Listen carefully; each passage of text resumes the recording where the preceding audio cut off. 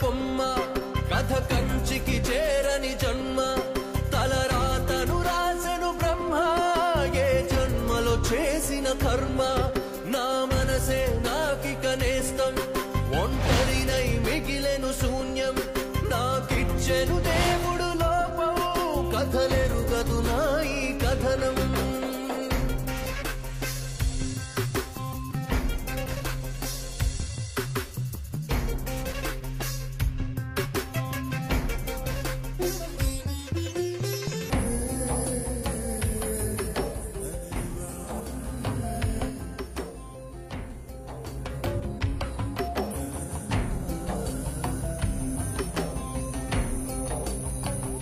కుంభం లాంటి హృదయంలో మరి కుంపటి సెగలికలెన్నెన్నో చల్లటి నీళ్లను గుడికించి అవి గడలై కన్నీరై పొంగే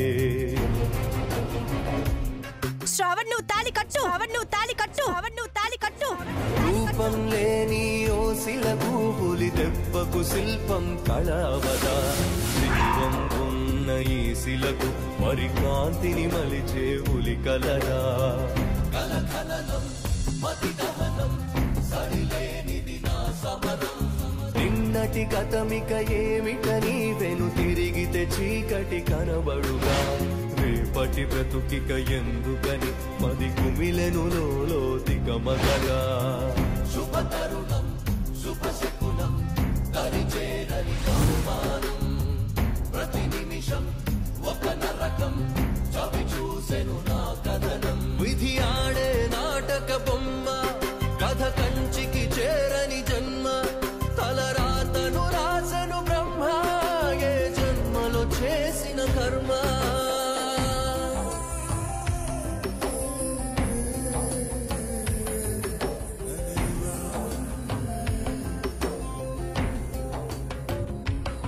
శ్రావణ్ నువ్వు తాళి కట్టు శ్రావణ్ నువ్వు తాళి కట్టు శ్రావణ్ నువ్వు తాళి కట్టు కదిలే ఉంటే కాల్చి పడేస్తా కదిలే ఉంటే కాల్చి పడేస్తా కదిలే ఉంటే కాల్చి పడేస్తా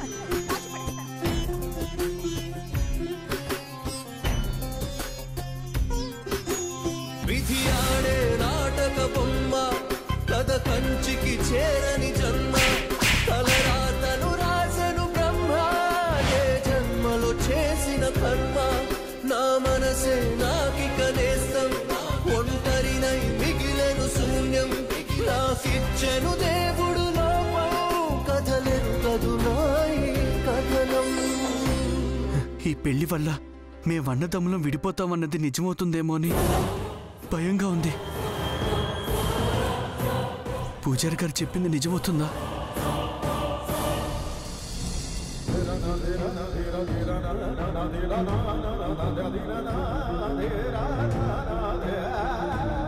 అయ్యారు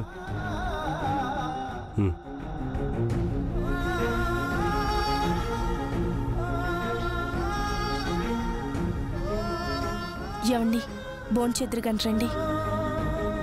నమ్మించి మనసుకు పెట్టిన కష్టంతో జీవితానికి సరిపడా కడుపు నిండిపోయింది మారుతి.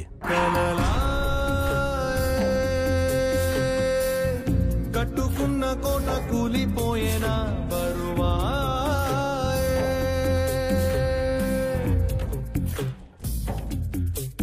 సుడులా నీటి మీద బుగ్గలాగా మారేనా వరదా అనుకుంది ఏదేమైనా జరిగేది నిజమేనా కనరాని వింతే కళ్ళే చూసేనా పెంచుకున్న ప్రేమే ఎండమావిలాగా ఆవిరవుతుంటే కనవా కాలం నిన్ను కాటేయునా ఎదురీతే గమ్యం చేర్చునా. మనలో మనం కూర్చొని మాట్లాడుకోవటానికి జరిగింది గొడవ కాదు, ఇష్టం లేకుండా బలవంతంగా జరిగిన ఒక ఆడపిల్ల పెళ్లి. ఊరి కట్టుబాట్ల ప్రకారం పంచాయతీ జరక్క తప్పదు. నమ్మించి మనసుకు పెట్టిన కష్టంతో జీవితానికి సరిపడా కడుపు నిండిపోయింది మారుతి. నేను ఏ పరిస్థితుల్లో అలా పెళ్లి చేయాల్సి వచ్చిందో నా భర్త సరస్వతి త్వరలోనే అర్థం చేసుకుంటారన్న నమ్మకం నాకుంది.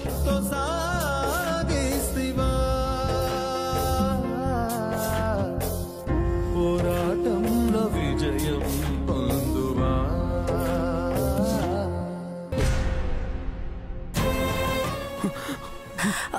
శ్రవణ్, శ్రవణ్ ఏంటిది? నన్ను క్షమించొద్దు. లే. అయ్యో శ్రవణ్, పైకి లేగు. I'm really sorry. నా మాట విను శ్రవణ్, పైకి లేగు. నా వల్ల ఇదంతా. అయ్యో పైకి లే. నా వల్ల ఇదంతా. పైకి లే. చిన్న పిల్లల్లో ఏంటిది శ్రవణ్? ఇప్పుడు ఏమైందని? ఊరుకో. నా ప్రేమను గెలిపించాలని, నేను ప్రేమించిన అమ్మాయి నాకు దక్కాలని మా పెళ్లి చేసి పెద్దన్నయ్యతో చిన్నన్నయ్యతో నువ్వు మాటలు పడ్డా నేను తట్టుకోలేకపోతున్నాను వదిన.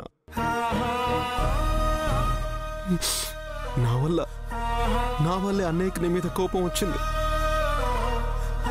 నా వల్లే నిన్ను దూరం పెడుతున్నాడు. అసలు నేను సరస్వతిని ప్రేమించుండకపోతే నీకు పరిస్థితి వచ్చేదే కాదు. మనం వద్దని ఆపుకోవడానికి నిజమైన ప్రేమ భవిష్యత్తుని ఊహించి మనసులో పుట్టదు శ్రవణ్. ప్రాణాలున్న ఆడ మగ కలిస్తే మరో ప్రాణి పుడుతుంది. భూమిలో విత్తనం పడితే మొక్క పుడుతుంది.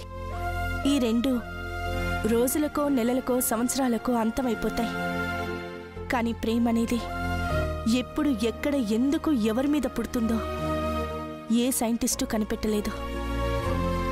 ఏ క్షణంలో పుడుతుందో కానీ పుట్టాక శాశ్వతంగా అలాగే ఉండిపోతుంది. ప్రేమని పుట్టకుండా ఆపడం, అంతం చేయడం మన చే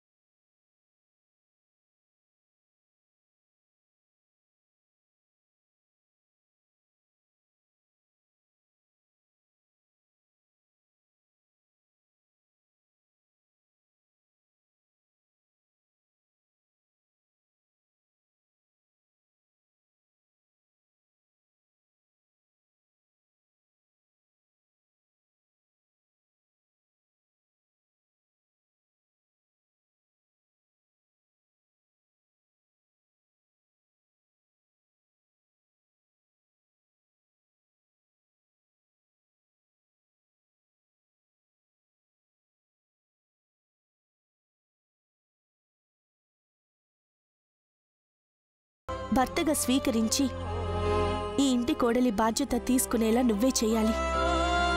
అది నీ చేతుల్లోనే ఉంది.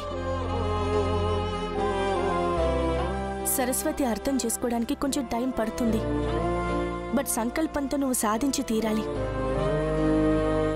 ఇంట్లో జరిగే విషయాల మీద కాకుండా నీ కాన్సంట్రేషన్ సరస్వతి మీదుంచు. మిగతావి నేను చూసుకుంటాను. వెళ్ళు శ్రావణ్.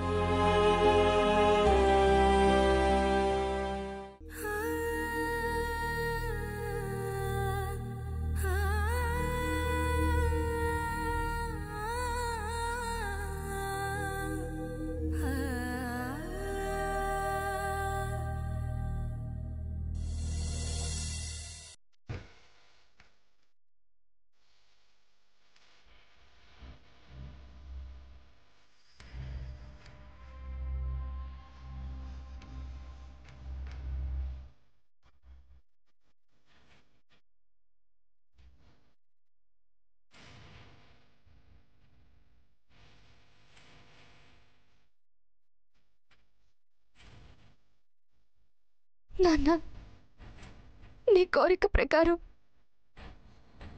నేను వీర రాఘవని పెళ్లి చేసుకోలేకపోయాను. నీ ఆశ నెరవేర్చి నీ ఆత్మకు తృప్తి కలిగించలేకపోయాను. నన్ను క్షమించు నాన్న. మీరు చూసిన సంబంధం చెడిపోయాక రామరాజు గారి కుటుంబం చూపిస్తున్న అభిమానం, శ్రావణ్ ప్రేమ చూసి ఇదే దేవుడి నిర్ణయమేమో అని ఇటు మొక్కాను. కానీ వీళ్ళ స్వార్థం అర్థమైంది. మీరు అనుకున్నట్టు వీర రాఘవనే పెళ్లి చేసుకోవాలని నిశ్చయించుకున్నాను. కానీ కానీ నేను ఓడిపోయాను. రామరాజు కుటుంబం నా జీవితాన్ని నాశనం చేశారు. వాళ్ళు చేసిన దానికంటే నీ చేతులారా నీ జీవితాన్ని నువ్వే ఎక్కువగా నాశనం చేసుకున్నావు.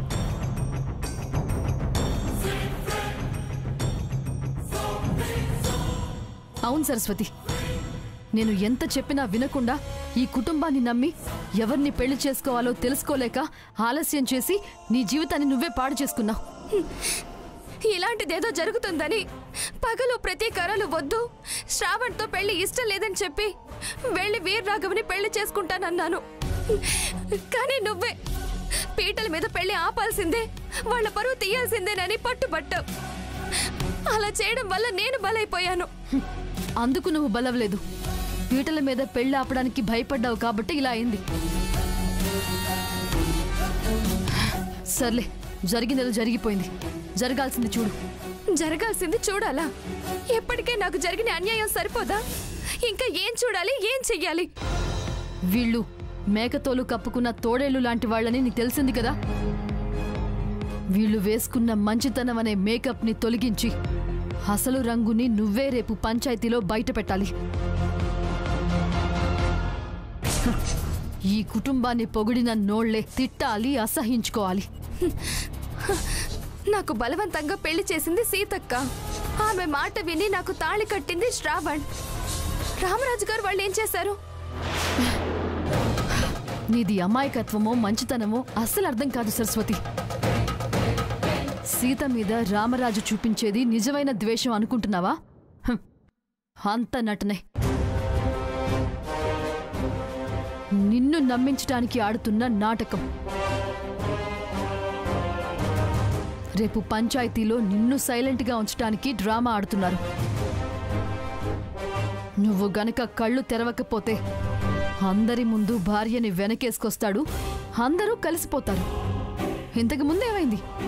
ఈసారి కూడా అదే జరుగుతుంది.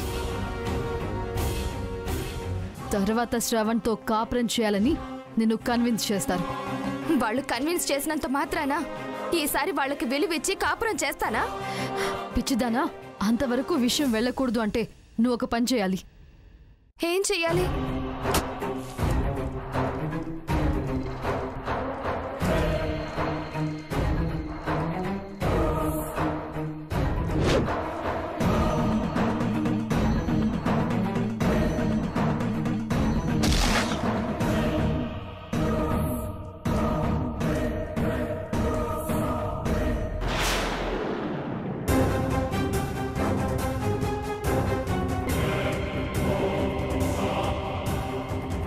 రేపు పంచాయతీలో నువ్వు ఇలా చేస్తేనే అంతా కరెక్ట్గా ఉంటుంది. సరే, అలాగే చేస్తాను. ఇక నుంచి వీళ్లతో నేను కూడా నీలాగే పగ పెట్టుకునుంటాను. గుడ్, ఇప్పటికైనా మారావు.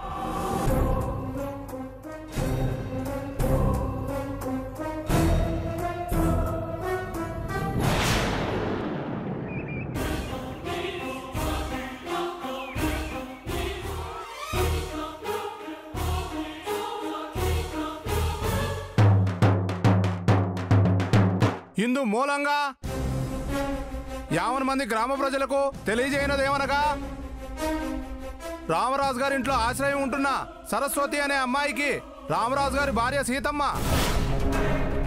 ఆయన తమ్ముడు శ్రవణ్తో తాళి కట్టించారు. కావున ఆ కుటుంబం పంచాయతీకి హాజరై జరిగిన దానికి రామరాజు గారు సంజాయిషి ఇవ్వాలని, తప్పప్పులు తేల్చుకొని శిక్ష వేయాలని గ్రామ సర్పంచ్ గారు దండోరా వేయిస్తున్నారు.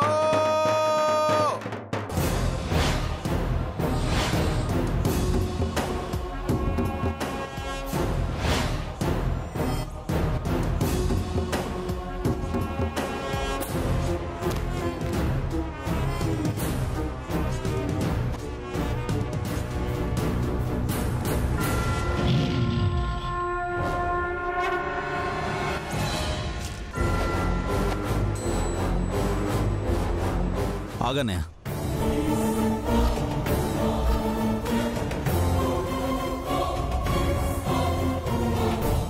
నువ్వు పంచాయతీకి వెళ్ళి సంజాయిషి ఇవ్వడం నాకు ఇష్టం లేదు. ఊరందరికీ తీర్పు చెప్పే నన్నే కట్టుబాట్లు తప్పమంటావా శంకర్? అది కాదనే,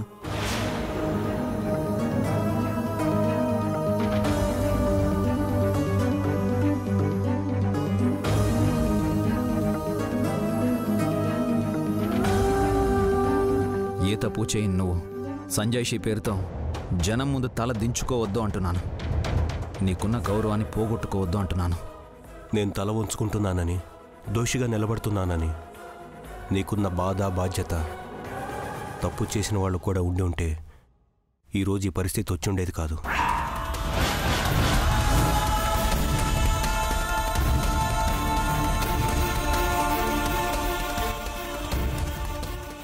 అందరం పంచాయతీకి వెళ్ళక తప్పదు.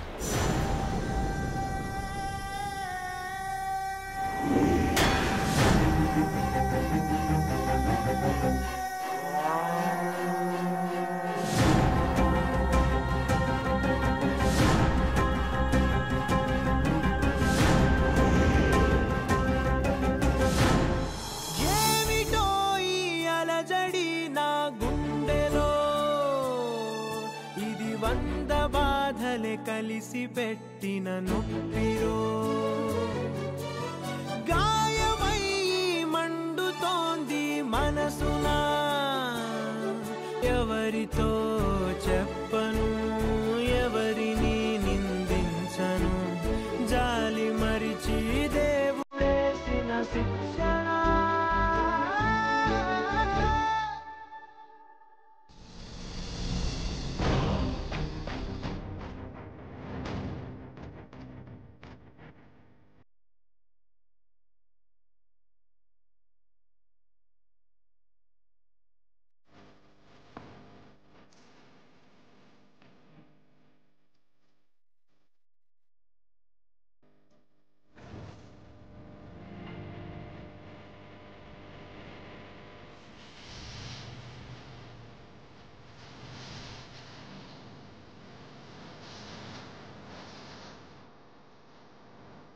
రామరాజు గారు,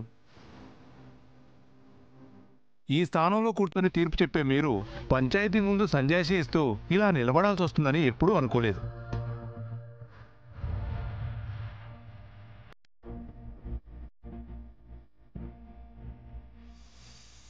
అమ్మ ఇష్టం తెలుసుకోకుండా పెళ్లిని పీటల దాకా తీసుకొచ్చిన కుటుంబ పెద్దగా మిమ్మల్ని ఏం చేయాలి?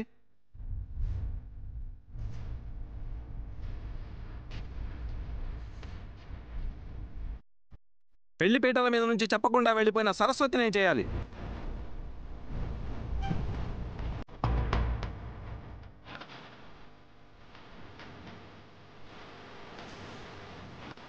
బెదిరించి బలవంతంగా తాళి కట్టించిన మీ భార్యని, తాళి కట్టిన మీ తమ్ముణ్ణి రహస్యంగా ఎవరికీ తెలియకుండా ఈ అమ్మాయిని పెళ్లి చేసుకోవాలనుకున్నా వీరరాఘవన్ ఏం చేయాలి?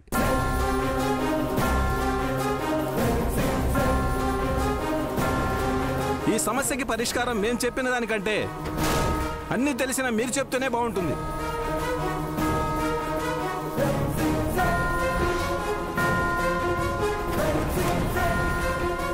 చెప్పండి రామరాజు గారు, ఏం చేద్దామంటారు?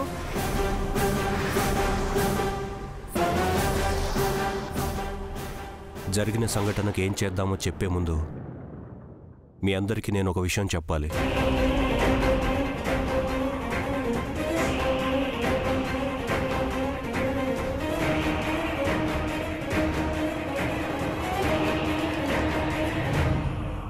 మీరందరూ నాకు ఇస్తున్న గౌరవానికి, విలువకి చాలా సంతోషం. కానీ ఊరి ప్రజలు గ్రహించాల్సిన విషయం ఒకటి ఉంది.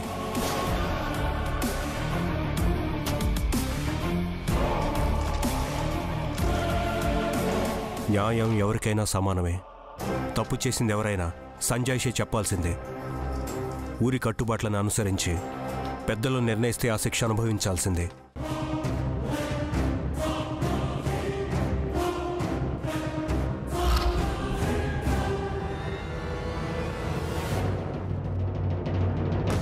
నిన్న జరిగిన పెళ్లికి సంబంధించి తప్పు ఎవరిది అంటే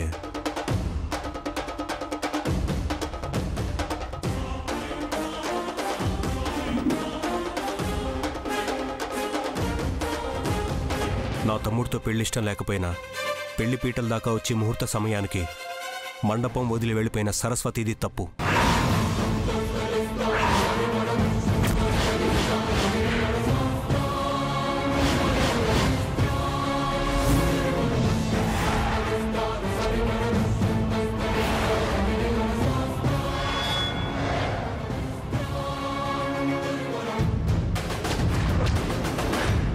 పెళ్ళొద్దనుకుని వెళ్ళిపోయిన అమ్మాయిని ఇష్టం లేదని వదిలేయకుండా ఒకరిని బెదిరించి మరొకరి చేత బలవంతాన ఆడపిల్ల మెడలో 3 ముళ్ళు వేయించిన నా భార్య సీతది అంతకన్నా పెద్ద తప్పు.